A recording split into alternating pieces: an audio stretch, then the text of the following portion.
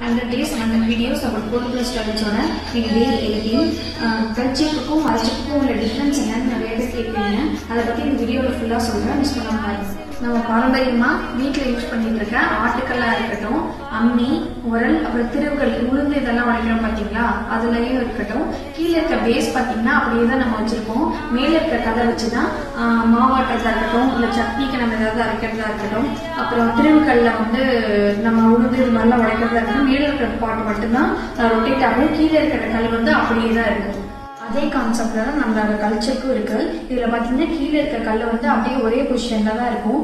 மேல இருக்க வாகை மரத்துல போட்ட உலக்க மட்டும்தான் சுத்தி நமக்கு எண்ணெயை ஆட்டி கொடுக்கும். அதனால பாத்தீங்கன்னா ஹீட்டும் ரொம்பவே ஆயில்ல கம்மியா தான் இருக்கும். மரச்செக்குல பாத்தீங்கன்னா கீழே இருக்க உரலும் சுத்தும், மேல இருக்க உலக்கையும் சுத்தும். அதை விடவே நம்மளோட கல்ச்செக்குல ஹீட் கம்மியா தான் இருக்கும். ஹீட் கம்மியா இருக்கும் போது பாத்தீங்கன்னா உயிர் சத்துக்களும் எண்ணெயில குறையாம அப்படியே நம்ம கல்ச்செக்குக்கும் மரச்செக்குக்கும் உள்ள டிஃபரன்ஸ் உங்களுக்கு நம்மளோட அதே ஆயில்ஸ் பாரம்பரிய கல்ச்சர் எண்ணெய்களை ஆர்டர் பண்ணணும்னா கீழே உள்ள நம்பருக்கு வாட்ஸ்அப் பண்ணுங்க. தேங்க்யூ.